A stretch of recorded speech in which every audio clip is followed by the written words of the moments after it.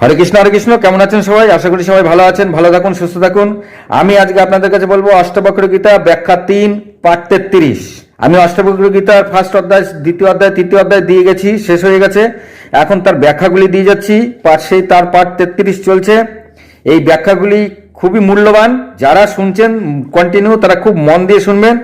এত মূল্যবান, এত উচ্চমানের কথা যা সচরাচর আমরা কারো কাছ থেকে জানলেও সঠিকভাবে বুঝতে পারি না।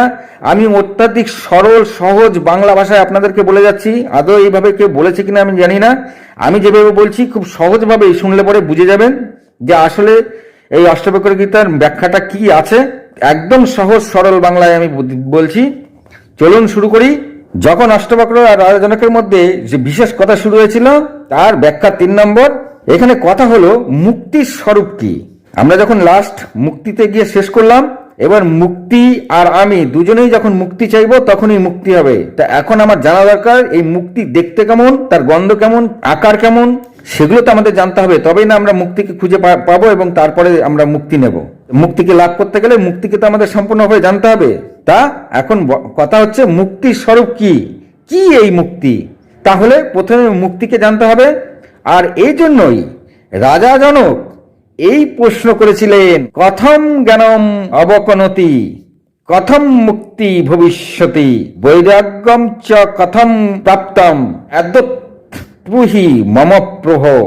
যখন কোনো জিজ্ঞাসু, যখন কোনো অধিকারী পুরুষ জ্ঞান কেমন করে প্রাপ্ত করবে, তাই তারা যখন জানতে চান যে আচ্ছা যদি জ্ঞান প্রাপ্ত হয়ে থাকে তবে মুক্তি কেমন করে হবে, বৈরাগ্য কেমন করে হবে, আপনি কৃপা করে আমাকে বলুন।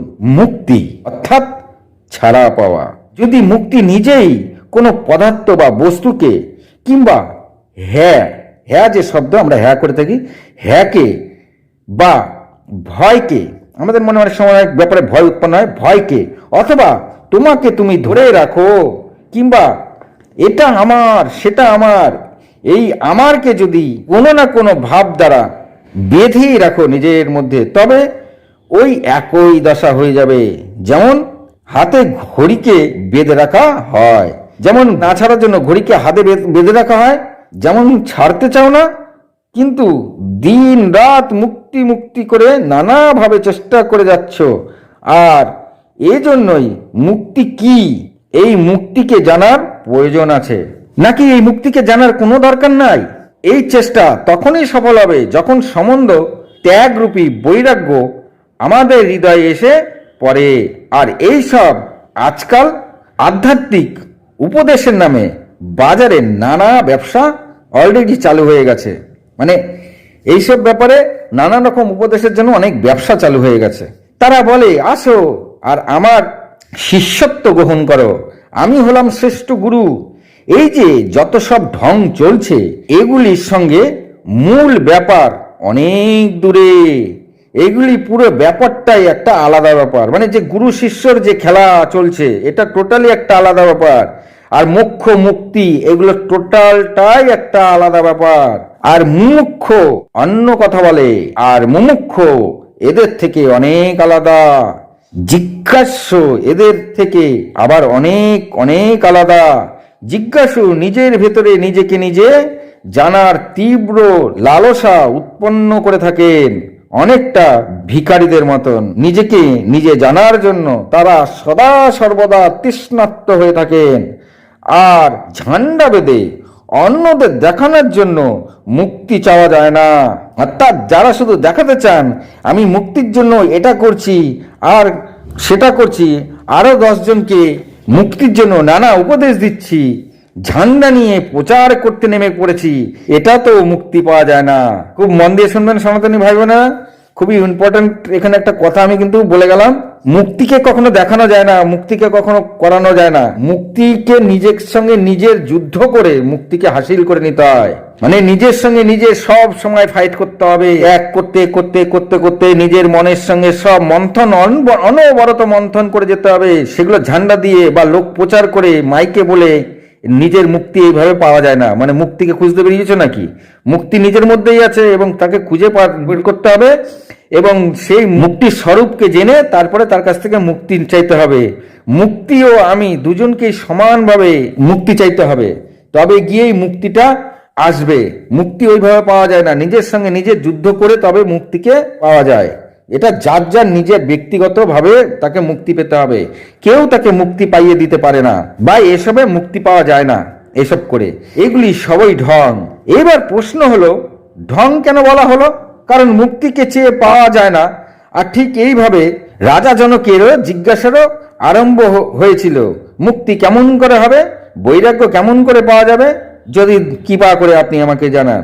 অষ্টাবক্র মুনি তার জন্য তিনি বলেছিলেন, মুক্তিম ইচ্ছাস চৈতত বিষয়ম বিষত্যাজ্য ক্ষমার জবৎ দশা সত্যম পীয়ূষ বদভজ।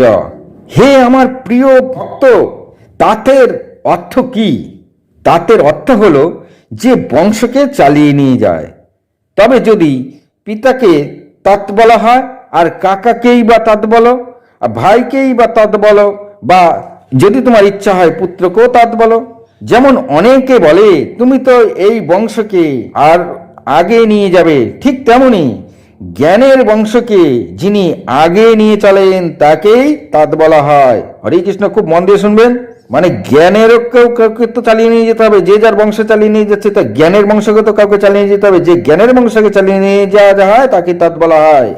তারপর অষ্টাবক্র মুনি বললেন, হে পুত্র, তুমি কি মুক্তি পেতে চাও? তখন রাজা জনক বললেন, হ্যাঁ, আমি মুক্তি চাই।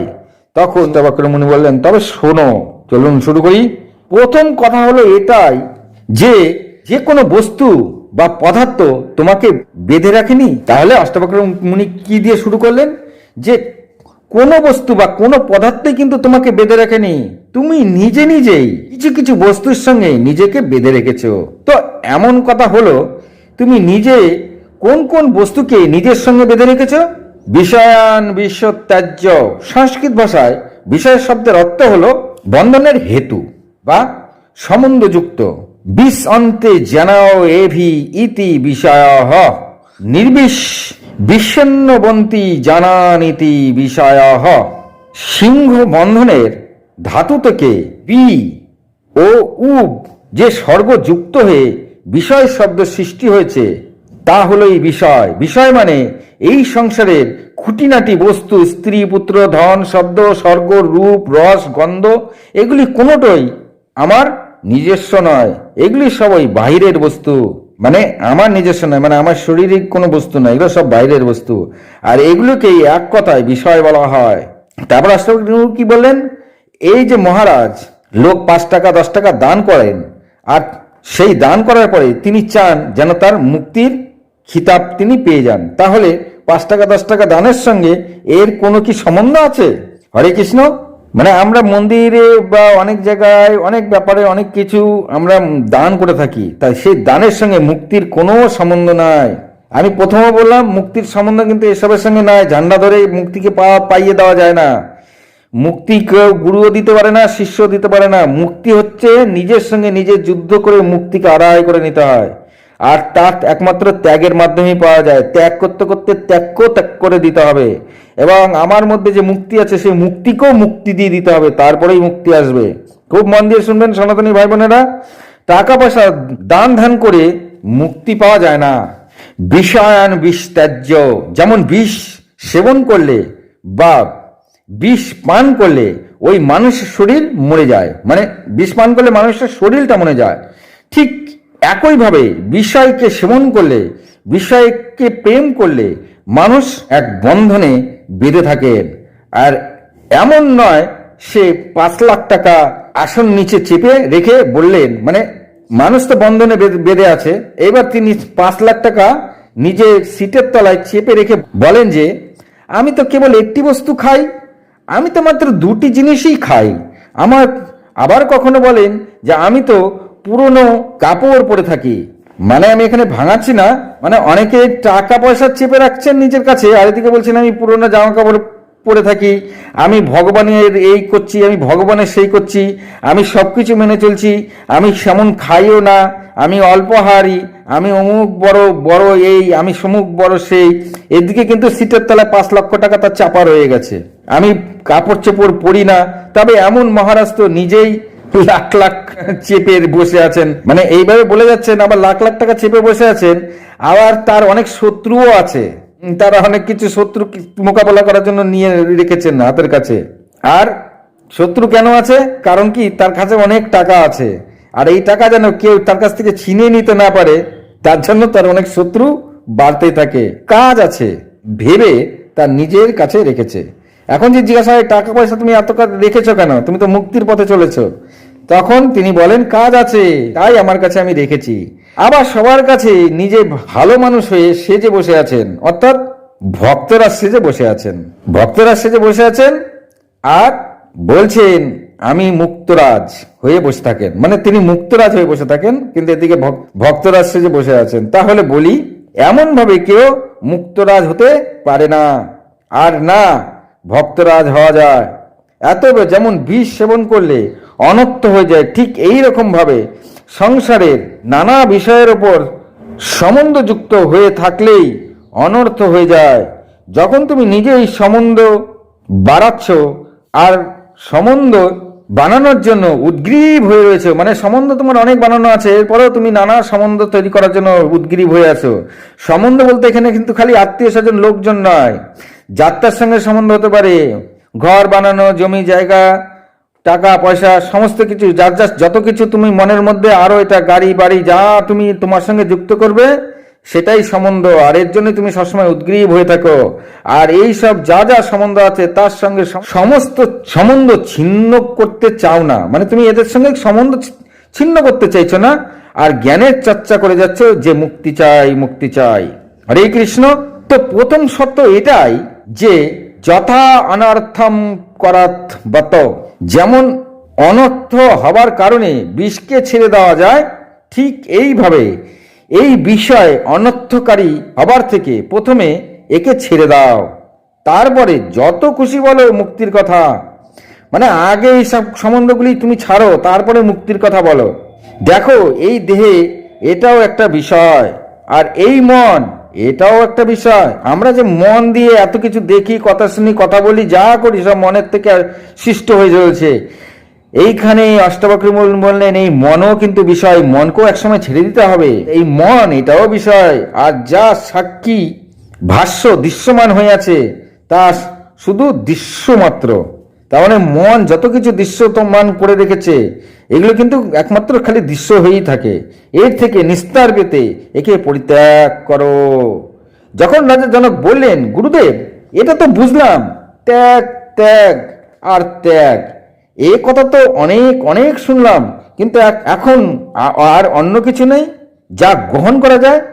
মানে আপনি তো খালি ত্যাগের কথাই বললেন, কিছু গ্রহণের কথা তো বললেন না।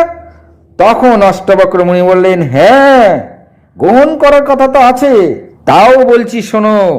এত কথা বলার পরে রাজা জনক বললেন আপনি তো সব কথাতেই ত্যাগের কথা বলে গেলেন, এটা ছাড়ো ওটা ছাড়ো, এর সঙ্গে সম্বন্ধ করো না, বন্ধন করো না, এখান থেকে এটা করতে হবে ওটা করতে হবে, তবে মুক্তি হবে মোক্ষ হবে, কিন্তু আপনি তো কোনো কিছু গ্রহণ করার কথাই বলছেন না।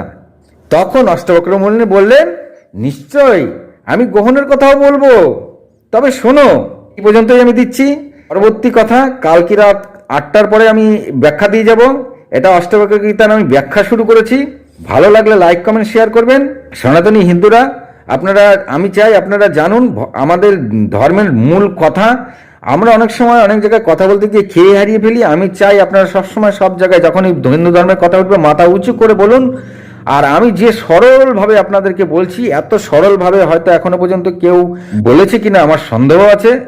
সহজ সরল একদম আধুনিক এখনকার যে সরল বাংলায় কথা বলি আমরা, সরল বাংলায় আমি আপনাদেরকে অষ্টবক্র গীতা বলছি, যা খুবই উচ্চমানের গীতা। যাই হোক, ভালো লাগলে লাইক কমেন্ট শেয়ার করুন। ভালো থাকুন, সুস্থ থাকুন, নমস্কার।